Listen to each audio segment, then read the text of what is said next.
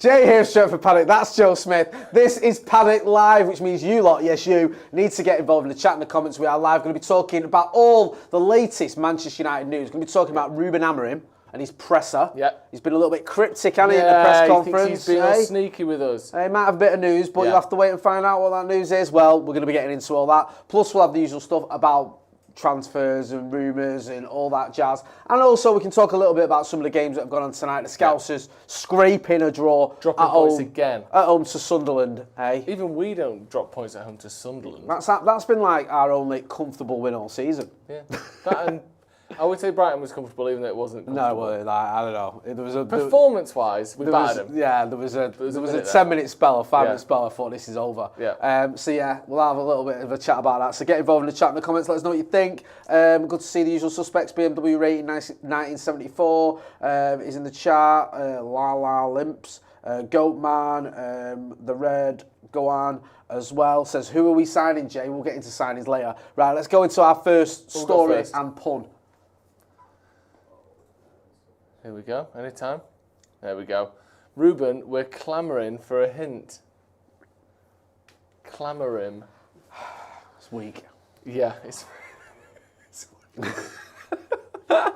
it's weak. Why is it weak? I was just thinking about Tarantino criticising Paul. I was just thinking of weak sauce. Yeah, that's what he said about him. It's weak sauce. I don't know. I'm not. It's okay. It is weak sauce. Though, it's not. It's not like we're not straight out of the blocks. Have we got the producer cam?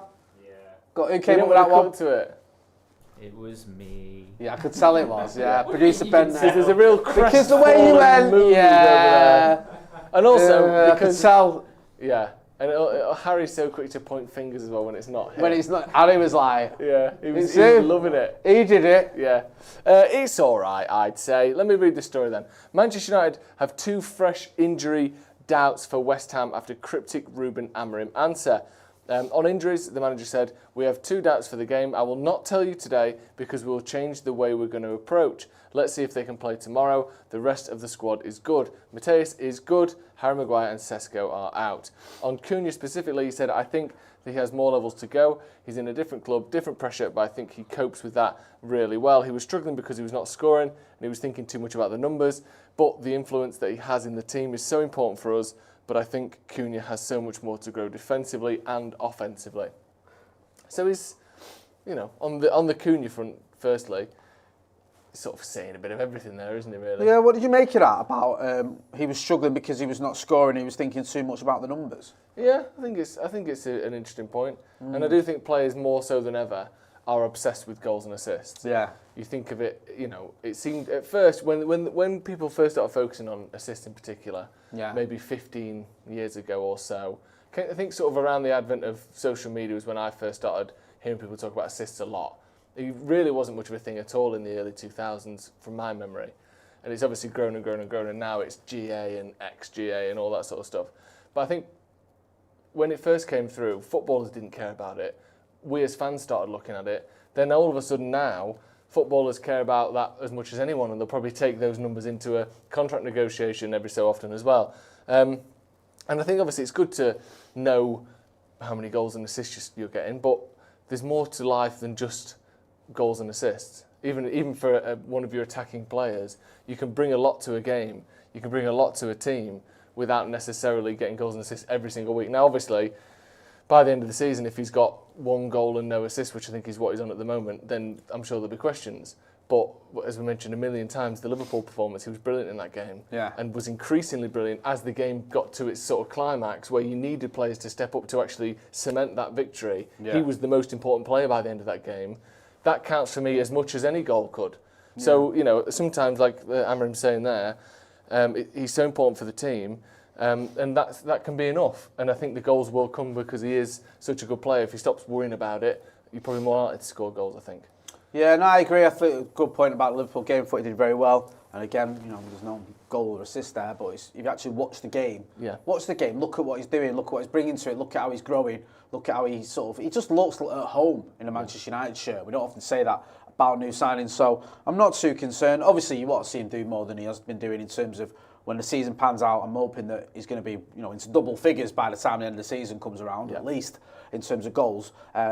but it's nothing to worry about, in my opinion. I think with Cunha, with Mbeumo, Sesko when he's fit, one or two other players as well, Bruno, Mason Mount, you've got options there. You've got options that are Ahmad, who likes to get forward, who can create goals, score goals as well. So, yeah, I'm not too concerned.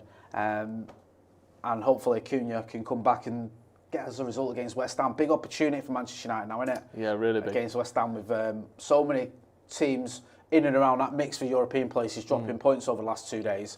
We've seen Chelsea lose tonight.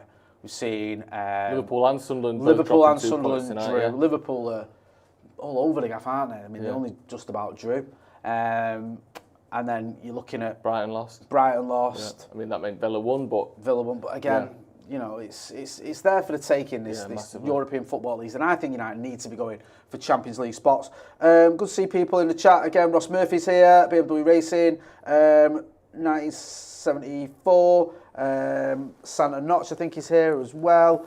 Make sure you are hitting like, share and subscribe, and go and check out the merchandise as well, man. We've got a load of merchandise. There's a link in the description. You'll see it there. We'll put a link in the chat if someone can sort that out. If you get an order in now, it should be in time for Christmas as well. If you've got to get yourself or someone else a Christmas present. On the injury front, 2 doubts for the game, and we'll not tell you today because we'll change the way we're going to approach. Yeah. Not like Ruben Amorim to be coy. No. He usually just tells you, here's everything I think. It's usually almost frustratingly honest, isn't it? Yeah, I mean, a lot of people are speculating that Bruno's one of them, which would make sense. There were some reports that he wasn't in the pictures of the players that were arriving at Carrington, but I don't know if that's true or not. Just you see stuff on Twitter and then it turns out to be a load of bollocks, so I don't know. But he was obviously holding his hamstring toward the end of the game at the weekend. Amorim said that he got kicked or it was a knock or whatever it may be. But that doesn't mean you don't miss the next game. So obviously, hopefully he won't be out for 2 months, but he might well have bruised or, but got a bit of a dead leg at the back there. So he seems like a likely number one on this list of two. The second one is a bit more up in the air for me because there was no one else that was obviously in any sort of pain or difficulty during the game against Palace. So it's just going to be a bit of a wait and see one, isn't it? But just even if it is Bruno, again, that's an assumption and I guess it's a semi sort of educated guess, but even then it's a guess. Yeah. Even if it is Bruno, or even if it is just Bruno, that's still a big blow because he still, I think, created the most chances of anyone in the Premier League this season. He's still our captain, and when the game is in a sort of difficult state, he's the one that has typically the most of the ball for us. Is tasked with creating the chances for us. So, I mean, if he is out, then Cunha being back is almost crucial, really, isn't it? Yeah, it's because I know Bruno bizarrely can almost divide opinion, but you need him. There's a reason. He's got so many goals, so many assists. He's our talisman, he's our captain. He's a huge part of the reason that Manchester United have had any success whatsoever over the last 5 years in terms of where we've finished in the league and any trophies we've won. He's been a big part of that. So, we need him back sooner rather than later. Right, should we get on to the next one? Yes, what we got? They're Ruben him up the wrong way. Similar to the last one. I don't mind it. I don't think it's terrible. Yeah. I mean, it's a little bit straightforward, but it's all right. Okay, all right. Because we've had nights before where they're so wacky that we would have killed for a night of, Amorim. Go on. Whatever the first one was. What was the first one again? Not telling you. Somewhat forgettable. Amorim. We're clamoring. Clamoring. Yeah. We'd have killed for Clamorims and Ruben him up the wrong ways a couple of weeks ago. What are you looking at? Oh, I'm just getting it. Don't saying it like you're doing something wrong. Well, the camera cuts you, so we have to address it. If we cut around that sort of stuff, then we don't. Yeah. But when you're doing that, and Harry cuts to you, or Ben, whoever it was, sorry, then we kind of have to address it. Well, anything exciting? Apparently, Xerxes and Bruno weren't in the pictures of people at training. Thank you very much. That's the latest. Okay. So we'll see what happens. We'll see if that's... I mean, bloody hell, if no Xerxes, I guess you're going to play Cunha, Mountain and Mbeumo then, which has been a first choice for 3 times this season. So let's read this anyway. Amorim on the abuse that managers face, again in his press conference. It's normal in any profession when you're exposed to it. I don't read it, I protect myself. I don't watch TV when they're talking about Manchester United. Not because I don't agree, a lot of the time I do, but it's a way of me being healthy. My feeling as a coach is enough. I don't need other feelings. The only way is to protect myself. Of course, I lose money from sponsors on Instagram for my protection of my family and living a normal life. It's not worth some pounds. I protect myself and nobody can tough me more than me when we lose and when we don't play well. Nowadays, it's really normal to have that abuse, so it's the only way to survive. Nobody can tough me more than me when we lose. Yeah. I don't know what that means. He was tough himself, wasn't he? What? Tough me? What does that mean? Be more tough on him. What? Be more tough on him. Be on himself? Yeah. Nobody can. I'm not having a go at his English. His English is far better than my Portuguese. I've just never heard that expression before. Yeah, you don't tough me, mate. Tough me? You're toughing me right now, and nobody toughs me more than me. All right? You tough yourself all the time. No, I don't.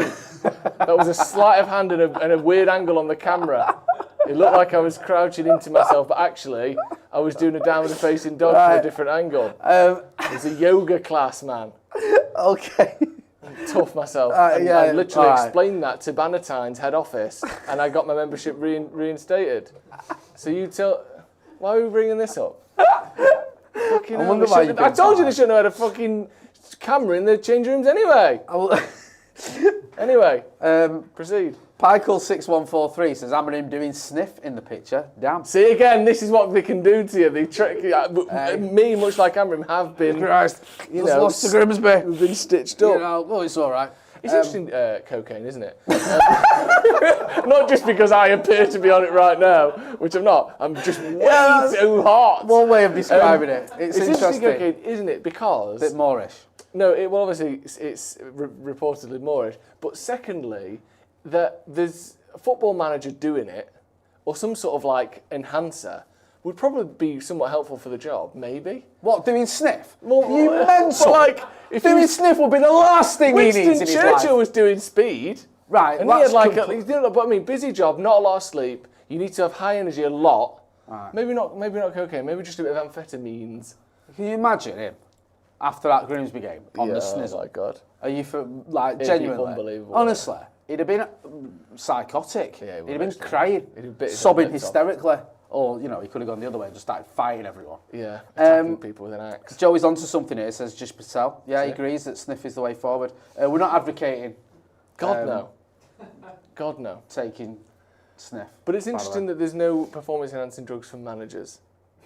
What, like that makes you think better? Like... just magnesium tablets. Yeah. Do you remember them tablets that were like the Alex Jones's channel used to flog and all that? Yeah. Was like brain force. Yeah. And Russell Brand flog them as well. Mind sausage. Yeah, like if you take these tablets, you'll think dead good. Yeah. Like, yeah. You push them into your ear canal. Yeah.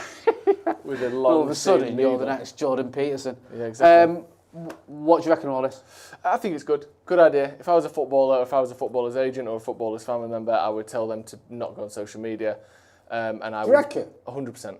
If I'm a footballer, I wouldn't have social media. I'd struggle if my sibling or kids or close friend were a professional footballer and were getting abuse, I'd struggle not to react.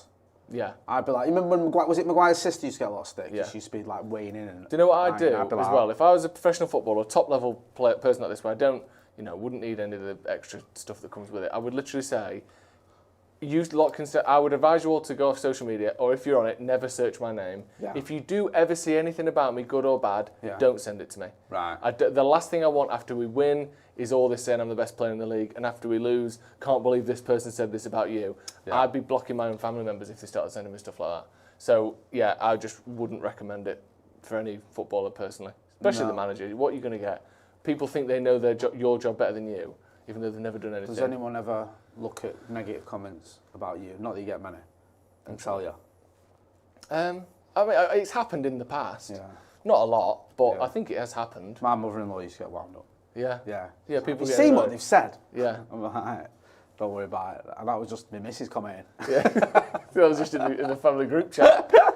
Jay's absolutely fucking useless. Chatting shit again, the dickhead. Laura, please. Let's settle this face to face. No, it's not nice, but he's saying what he said there rings true, doesn't it? So yeah, I get where he's coming from. Get involved in the chat in the comments. Let us know your thoughts. Blaz Gaming says Jamie Jackson to ask Amorim about using sniff on the next press conference. Pykel says, can we have a tier list of the best drugs for managers next international break? Probably not. Punctual Wizard says Joe dabbles in carpentry. Is this a Jesus Christ reference? Probs. Yeah. I like it. Though you've come as your computer hacker, haven't you, today? It's a little bit computer hacker. It's a computer hacker on the run from the government today. I'm in. Yeah, definitely. Yeah. Right, come on then, let's have the next one. We got. Look at this. Lorry whittling down the deals. Thoughts? Don't fucking try and get a friend of the channel. Out of jail free What's card. that? Yeah, yes, he's a friend of the channel, but that doesn't mean we have Not to for like long the with stuff pun. like this. He's probably just fucking. In fact, that's him messaging He's me meant now. to be in on Tuesday. He's cancelled. Oh, he's quit. No. I love the picture because we love Laurie. He's very handsome. Yes. But I'm not a big fan of this. No, me neither. Let's talk about the story itself, though. Do we have a version of it where it's a picture of the people that we've been linked with rather than the author? No, we don't have that. Cool. No, why would we? Why would we, of course. Manchester United's transfer deal sheet, what to expect in 2026. This is from The Athletic. They do this sort of periodically. Always good to get an understanding of where we are at the moment with United's transfer plans. So here we go. Man United spent over 250 million on 6 signings. No, they didn't. In 2026. Do we mean 2025? But still plan further recruitments to suit Ruben Amorim. Is that a copy and paste Laurie error or is that an us error? No, it's a paraphrased ChatGPT. Right, well, we'll literally talk about that after we've done. Midfield is the main priority. Right, hang on a minute. ChatGPT gave you that year? Yeah, he did. First of all, prove it. Take a screenshot of the answer where it said that. Also, let's not Did you not realise it was with fucking wrong? ChatGPT. Did you not go, hang on a minute, 2026 hasn't happened yet? That must be wrong. Or it's like, chat's said it so we can't question it. It's usually spot on. It's usually spot on, although apparently we don't check, so how would we know? United plan further recruitment to suit Ruben Amorim. Midfield is the main priority, potentially adding both a defensive number 6 and a box-to-box number 8, with Carlos Baleba, Elliot Anderson and Adam Wharton among the leading targets. A centre-back and right-footed left wing-back are also under consideration. Financial caution remains vital under PSR rules. Possible sales include Kobe Mainoo and Manuel Ugarte. Casemiro's contract is ending, while Maguire's future will be reviewed. Amorim also wants another experienced striker. January business is expected to be opportunistic rather than transformative. Thoughts, Jay? Yeah, it kind of makes sense, doesn't it? Yeah. We know some of the suspects that have been mentioned there. We've been linked with them quite heavily. I know Laurie's done a lot of work around it as well, and we all get it. Baleba, Anderson, Adam Wharton. I am a little bit worried about sales, including Kobe Mainoo. I still think that's a mistake, selling him. I get letting him go out on loan, but I think selling a 20-year-old who's got 21 a lot to offer. I still think it's an error on me personally. I think it's just short-sightedness if that is going to be the case. But we'll see what happens, and we know that we do need to go big in in the summer, and it'd be good if we could bring in some recruitments in January as well, but we'll have to wait and see. And like you said, we'll have Laurie on the channel next week so we can get him to explain what he thinks. Yeah, Real recognises Real, says, I'll be gutted if Kobe ever goes. The producers need a performance enhancer, says Just Patel. All have had too much of it. Yeah. Might be this year. Right, come on, let's move on. Yeah. What we got? It'll be a shame if they don't play, see. Fucking hell. Shame Placey is the crux of this one, Jay. I mean, it's amazing. The only Placey where there's any shame should be behind that desk. Yeah, who came up with this one? Don't cut to us, we didn't come up with it. Go on. The Don't camera act like you cut to don't us. know. Right, it was originally me. Yeah. Right. And then Harvey said Placey. Oh. You needed to add something else on. So it'd just be it'd be a shame if he didn't play? It was rearranged, but that, yeah. Okay. And then Harvey came over and said, it should be Placey. It makes sense. It's more like 1950s. It makes sense. Oh, fucking hell. Right, okay, It's sorry. more 1950s. We didn't get it. Now you've said it makes sense. Now I get it. Thank you. It does make sense. Yeah. You got to give him that. Yeah, okay, you can have a point for it making sense. So now it's 1 out of 10. You're not a fan? No, it's fucking terrible. Like, it's horrible. Really, really disgusting. Now, I'm not taking the piss, it is. No, it's minging. It makes me It'd be a shame if he didn't play, say. Fuck off. Right. Will Shay Lacey get his senior debut against West Ham? It'd certainly be a shame if he didn't play soon, wouldn't it? If I try to explain to young players every day how to play. If you're comfortable and don't have any doubts when you're playing, that will help the kids, said the Portuguese manager in his pre-match press conference on Wednesday. Then to work the physicality, the speed of the pressure, the moments to have the ball and pass the ball is completely different to under-21s.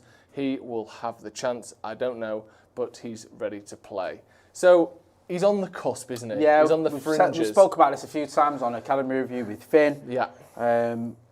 Shay Lacey, who was flying when he was like 15, 16. He got a few injuries, didn't he? I mean, there was a time I think he was in the England under 16s, maybe with the likes of Ethan Nwaneri and Miles Lewis-Skelly, and he was like the one everyone was talking about. Gets injuries, sort of hinders his progress a little bit. Yep.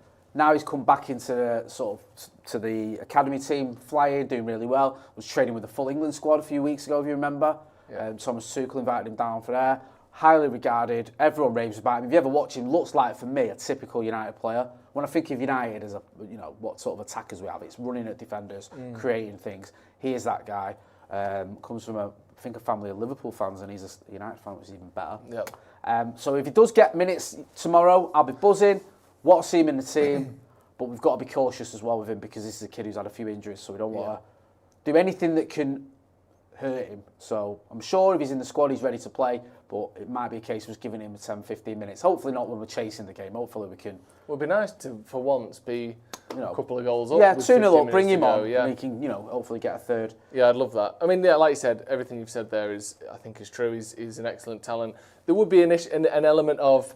He's not played that much football in the last couple of years. Yeah. And again, it's very much at the start of this, but being on the United bench and not coming on, at some point, you need to be playing for someone here. Yeah. So that would be my only concern if he is a continual sort of bench player for the first team, meaning he's not playing as much for the under-18s or under-21s as he should be.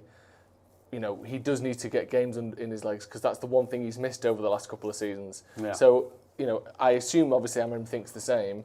And presumably he's not just putting him on the bench for the sake of it.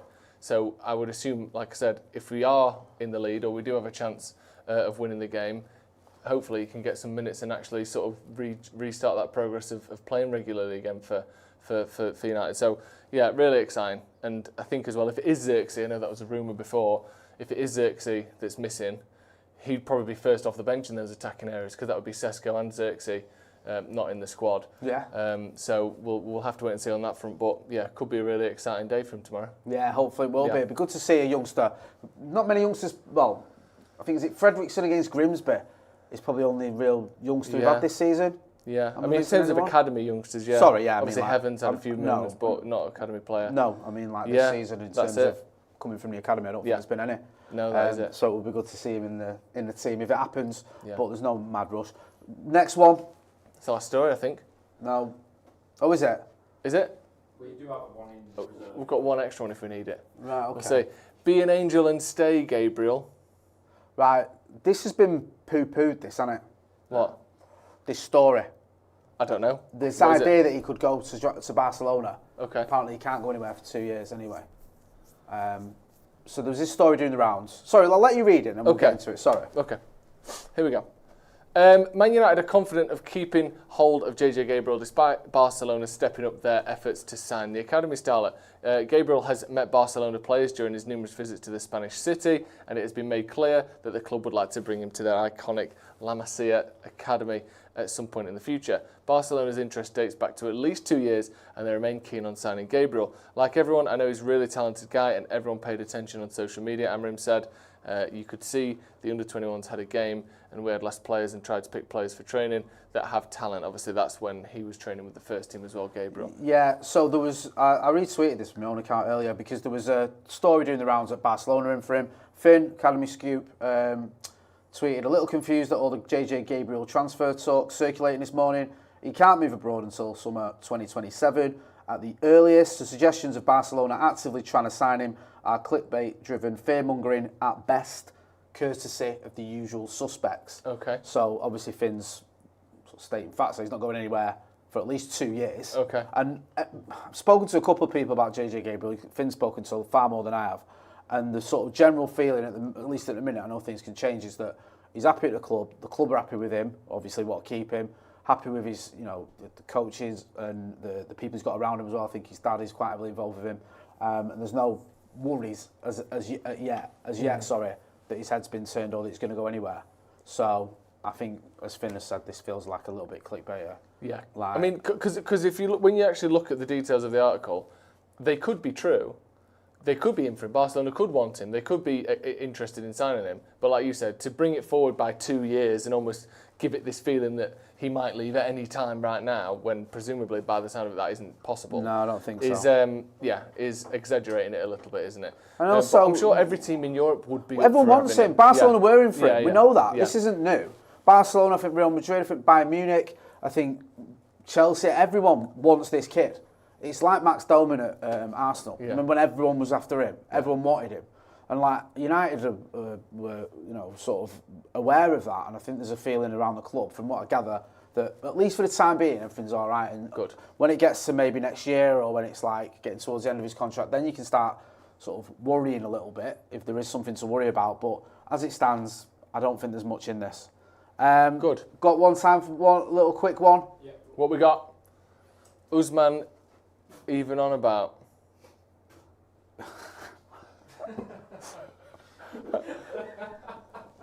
I'm inclined to ask you lot the same question. There's a little bit of backstory to this. Basically, we got the story, and then Harry just went. I had no who idea. the fuck who is that? So it became that. who's man even on about? Yeah. So it's like a private joke. Who's man even on They're about? the best puns. I mean, So it's decide amongst yourselves. it's a bit of a low tonight, isn't it? The puns, the standard of puns. Yeah. It's one of the worst we've ever had. I think, no, it's not one of the worst we've ever had. It's fucking far and away the worst we've ever had, by a country mile. Every single one of them the problem has been shy. Not only have they been poor, but you've played it safe a lot. So you've gone, right, I'm just going to play it 5 yards, find my touch, quick little passes, and the 5-yard pass has gone out for a throw-in. Yeah. That's the real killer here. There's no imagination, and they're still bad. Yeah. That's tough. And it's, I'm still not over the Shay Lacey one, I'm not going to lie to you. That fucking rattled me, honestly. And then now we've got private jokes about Usman. Yeah, inside jokes just between you three. You don't get it, but we get it, and we know it's hilarious. Yeah. Do you know who he is? Like, Question. What's this? What kind of trap are you walking us into here? So if we say no to that, then this is a good pun, is it? Is that where we're heading here? That's kind of where Yeah, that's kind of where we're heading, yeah.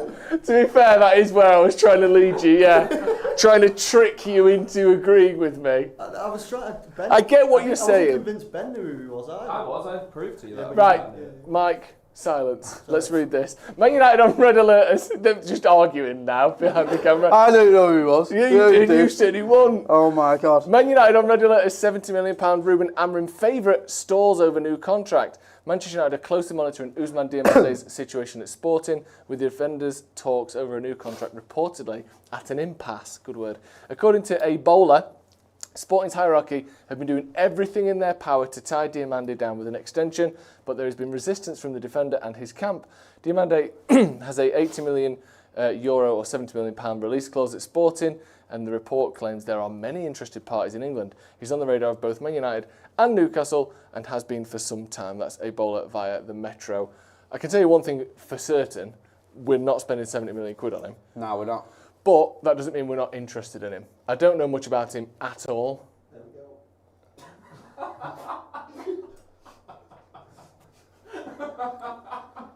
Honestly. Sorry. Honestly.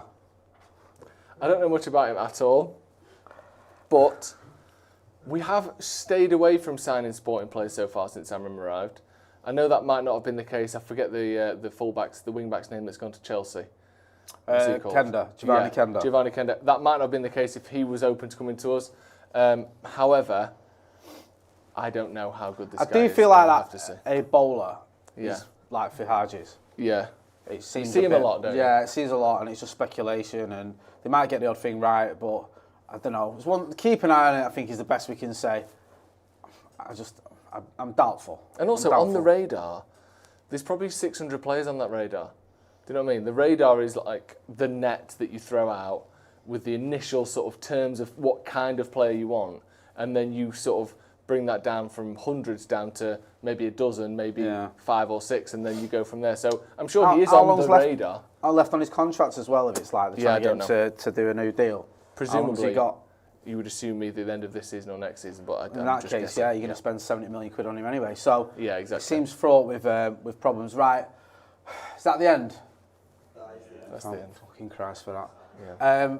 It's been an interesting evening anyway with the puns. Thanks to everyone who got involved in the chat and the comments. The preview is going to be out in the morning. Yes, first thing. Yes, first me and you. A few people have commented as well saying about there was nothing in the embargo about Bruno or whether it's him that's injured. We'll have to wait and see, I think, on that front. We're not quite sure who it is who Amorim was referring to, but obviously we'll find out tomorrow evening, if not sooner. You're at the game tomorrow, aren't you, my son? Very much so, yes. So we've got 4 people on the watch-along. We've got Finn, we've got Ronaldo, we've got Tom Cooney, and we've got Scotty as well. Good stuff. So good lineup. So make sure you check out the preview in the morning. Go and check out Joe and the Sloppy Joe's podcast. Don't forget as well, check out the merch. There's a link in the chat to that. Get yourself some merch at the Stretford Paddock store. That's been Joe Smith. I've been Jay Motti. This has been Paddock Live. Bye, producers. Say bye.